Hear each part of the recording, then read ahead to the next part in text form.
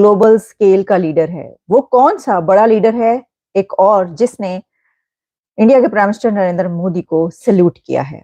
अब हम तो कितने दिन से, बल्कि कितने साल हो गए, अब तो साला साल हो गए, पूरी दुनिया में ये खबरें ही चलती दिखाई देती हैं कि मोदी के गुण गाए जा रहे हैं, मोदी को सल्यूट किया जा रहा है, मोदी की तारीफें की जा रही हैं। तो अब हुआ कुछ यूं है कि भारत के वजीर आजम नरेंद्र मोदी साहब को एक और दुनिया के बड़े लीडर ने सल्यूट कर दिया है, और वो है प्रेसिडेंट पुतिन साहब। पुतिन साहब का ये कहना है कि तुम मोदी को नहीं डरा सके, तुम मोदी को नहीं डरा सकते, उसको खौफजदा नहीं कर सके। और मोदी एक ग्लोबल स्केल का लीडर है, दुनिया का बड़ा लीडर है, और उन्होंने सल्यूट किया है। अब ये क्यों किया है, उन्होंने ऐसी बात क्यों की है जहां सभी करते चले आ रहे हैं तो उन्होंने भी कर दी, तो कौन सी ऐसी एक अनोखी बात होगी। ठीक है, लेकिन उनकी तो देखिए ना कि भारत की अपने मुल्क की भी और उनके वजीर आजम की तारीफें तो हर कोई करता हुआ दिखाई देता है। तो अब पुतिन साहब जो हैं, उन्होंने ये बात इस बिना पर कही है कि यूक्रेन और रशिया की जंग के दौरान बहुत से ऐसे मौके आए कि जब कंट्रीज पर प्रेशर आया।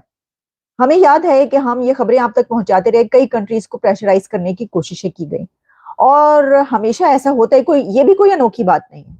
जो ब्लॉक्स हैं वो इसी लिए बनते हैं कि कोई हमारा तरफ आए, हमारी साइड ले, और कोई किसी और की तरफ चला जाए। तो ऐसा करने की कई मर्तबा कोशिश की गई कि कंट्रीज को ये कहा जाए कि जनाब ये जो यूक्रेन है आप इसका साथ दें, या रशिया जो वो चाहता था हमारा साथ दे। तो उस सिचुएशन में हमें ये नजर आया कि जो इंडिया है उसके लिए एक पुल सरात पे चलने का काम इसलिए था क्योंकि इंडिया और रशिया के जो रिलेशंस है डेकेड से, वो बेइंतहा बहुत ज्यादा करीबी रिलेशंस, और हमेशा वो एक दूसरे के साथ खड़े हुए नजर आए। अब इस सिचुएशन में कि इंडिया वो कंट्री के जो नॉन अलाइनमेंट की मूवमेंट की बात करता है, और एक ऐसा कंट्री बन चुका है, इतना ताकतवर हो चुका है कि उसको अब ये देखना होता है कि भाई हम किसी के कहने पर किसी की साइड ले सकते हैं क्या।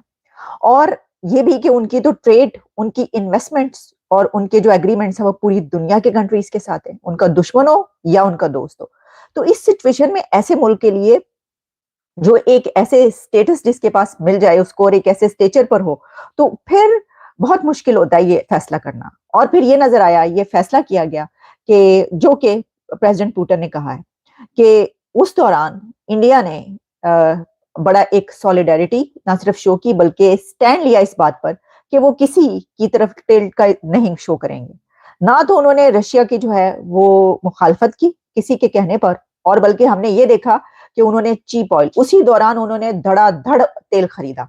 अब देखिए जो प्रेसिडेंट पुतिन ने ये बात की है, इंडिया के तेल खरीदने के बिना पर ना सिर्फ ये कि रशिया को फायदा हुआ, और रशिया ने इसका इजहार भी किया। अभी मैं आपको सुनाती हूँ वो बात कि जो प्रेसिडेंट पुतिन की तरफ से प्राइम मिनिस्टर नरेंद्र मोदी को सल्यूट किया गया, उन्होंने क्या बातें की वो मैं आपको बताती हूँ। लेकिन जो ये है ना फायदा होने की बात, इस पे डॉक्टर जयशंकर की तरफ से भी ये कहा गया था कि हमारी इस स्टेप की बिना पर यूरोप को भी फायदा हुआ है, कि इंडिया ने उस वक्त एक ऐसी पॉलिसी अपनाई, एक ऐसी स्ट्रेटेजी अपनाई कि जिस बिना पर यूरोपियन कंट्रीज ने भी तेल लिया, वो तमाम कंट्रीज के जो खिलाफ थे, इसके रशिया के, और जिन्होंने उसके ऊपर पाबंदियां लगाई थी, वो भी उन्होंने कहा अच्छा पाए इंडिया ले रहे तेल तो फिर असी क्यों ना लइए, चलो जी। इसी की आड़ में, उसी की आड़ में बाकी कंट्रीज ने भी उससे फायदा उठाया, और इस बिना पर जो एक सप्लाई चेन की ब्लॉक्स होती हैं या बहुत सारे ऐसे इश्यूज क्रिएट होते हैं, वो कुछ इश्यूज नहीं क्रिएट हुए।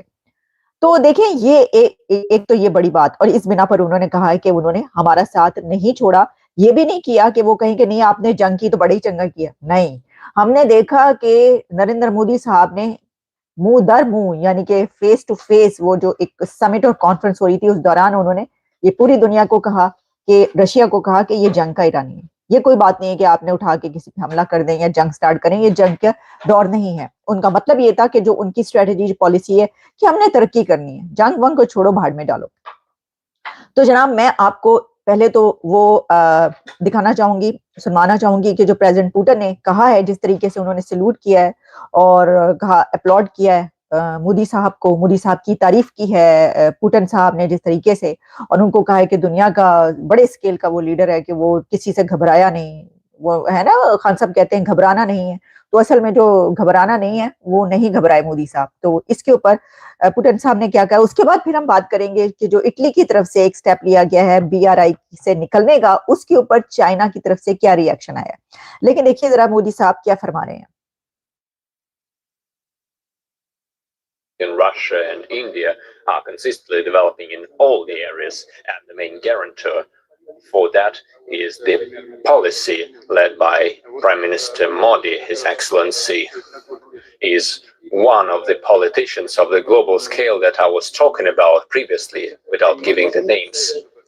I cannot imagine His Excellency Modi getting intimidated or being forced to take any steps or actions that would go against the national interests of India and the people of India.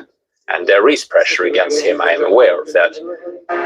तो जनाब उन्होंने ये कहा है कि मुझे मालूम है कि उनके ऊपर प्रेशर था, लेकिन वो इंडिया के इंटरेस्ट के खिलाफ नहीं गए। कोई भी कंट्री, कोई भी उनको अपने मुल्क भारत के इंटरेस्ट के, मुफाद के खिलाफ नहीं जाने जा सकते थे और वो नहीं गए। तो उसके ऊपर उन्होंने कहा कि वो जो पॉलिटिशियन है, वो एक ग्रेट पॉलिटिशियन है, जो कि ग्लोबल स्केल पर एक बड़ा पॉलिटिशियन है, बड़ा सियासतदान, बड़ा लीडर है। तो ये है, ये आपने सुन लिया। तो जहां हमने देखा कि एक तरफ ये कहा गया कि जनाब you are the boss, Australian prime minister की तरफ से, प्रेसिडेंट जो बाइडेन साहब की तरफ से कहा गया कि ऑटोग्राफ चाहिए, आप बहुत पॉपुलर हैं। और अब मोदी साहब को, जो पुतिन साहब है, वो ये कह रहे हैं कि वो एक बड़ा लीडर है, बड़े स्केल का ग्लोबल लीडर। और किस बिना पर कह रहे हैं वो हम आपको बता रहे हैं। सभी किसी ना किसी वजह से कह रहे हैं, वो तमाम वजूहात, लॉजिक्स जो हैं वो सब आपके सामने है और हम उसके ऊपर बात करते रहते हैं। तो जनाब बस यही है।